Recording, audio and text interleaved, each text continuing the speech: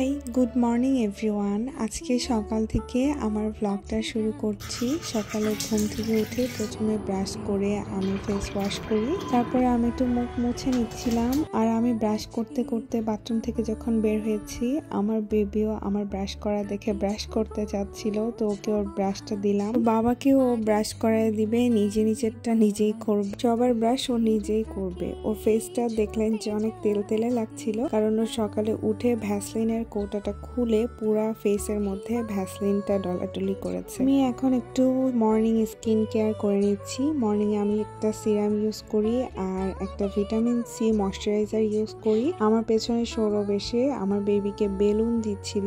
আমার বার্থডে কিছুদিন আগে গিয়েছে, এই বেলুনগুলো ঝুলানো ছিল। আর পেট্রোলিয়াম জেলি বা ভ্যাসলিন তো স্কিন কেয়ার করার পরে আমার ফেসটা অনেক সুন্দর প্লাম্পি ছিল। আর আমি একদমই স্কিন কেয়ার পার্সন না, বাট এখন একটু একটু করে ট্রাই করছি যেন আমি আমার ফেসের যত্নটা নেই। প্রেগন্যান্সির পর থেকে আমার ফেসটা অনেক বেশি ডাল হয়ে গিয়েছিল, রুক্ষ হয়ে গিয়েছিল, এই জন্য এখন একটু একটু করে চেষ্টা করছি এবং চেঞ্জেসটা আমি বুঝতে পারতেছি। আমি খাওয়ার পরে আমার বেবিকে খাওয়ালাম, সে মাশাআল্লাহ পুরোটা ফিনিশ করেছে। তারপর আমি রান্নাঘরে এসে দেখলাম যে আজকে খালা কি রান্না করছে। অলরেডি 3টা তরকারি হয়ে যাওয়ার পরে সৌরভ বাজার থেকে পালং শাক নিয়ে আসছে এবং এই টাটকা পালং শাকটা ভাজি করে দিতে বললো। এরপর আজকে আমি একটু অয়েল অ্যাপ্লাই করব। যেদিন আমি শ্যাম্পু করি সেই দিন ট্রাই করি একটু অয়েল অ্যাপ্লাই করে নেওয়ার জন্য। এছাড়া আমার চুলে অনেক জট হয় এবং অনেক ফ্রিজি হয়ে যায়। এরপরে আমি আমার বাচ্চাকে গোসল করায় দেব, আর এই সময়টা আমি একটু মাথায় তেলটা রাখবো।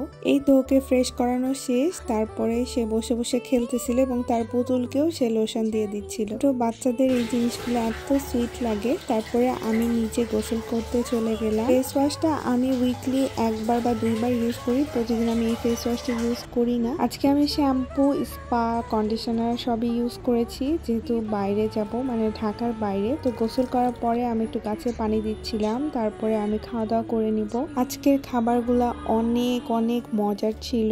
পালং শাক দিয়ে সিম আলু ভাজি দিয়ে খাচ্ছিলাম। আমি বিয়ের আগে আর পরের ফুড হ্যাবিটে অনেক পরিবর্তন এনেছি। বিয়ের আগে আমি সিম একদমই খেতাম না, এখন আমি সিম অনেক পছন্দ করি। টেপুটে সব খাবার খেয়ে ফেলে এখন আমি আসছি একটু গায়ে লোশন লাগাতে। তো আমি গোসল করে বের হওয়ার পরে লোশন লাগাতে আমার একটু দেরি হয়ে গিয়েছিল, আর এর মধ্যে একটু ঠান্ডা লাগতেছে, এই জন্য আমি সোয়েটার পরে নিলাম। এখন ফেসে একটা ময়শ্চারাইজার ইউজ করব, আর কিছুই করব না। তারপরে একটু ঠান্ডা ঠান্ডা লাগতেছিল, এই জন্য বসেছিলাম। আর চুলটা ভেজা ছিল, তখন চুলটা একটু ভালো করে মুছে নিলাম। এরপর একটু রোদের মধ্যে বসে থাকবো, একটু পরে আবার সন্ধে হয়ে যাবে। এখন তো ছোট দিনের বেলা, আমার ছোট দিনের বেলা একদম পছন্দ না, আমার বড়দিন ভালো লাগে। তাড়াতাড়ি করে আবার রোদ চলে যাবে। তো যাই হোক, তারপরে কিছুক্ষণ বসে থেকে আমি রুমে এসে আমার বেবিকে ঘুমাই দিলাম। ওর ঘুমের টাইম চলে যাচ্ছিল, বাট আজকে ঘুমাতেই যাচ্ছিল না। এরপর সন্ধ্যার দিকে আমি 1 কাপ কফি খাবো, যেহেতু এটা আমি দারাজ থেকে নতুন নিয়েছি, এই জন্য একটু ট্রাই করছিলাম সবার যেরকম দেখি। আমার কফিটাতেও সুন্দর ফোম হয়েছে।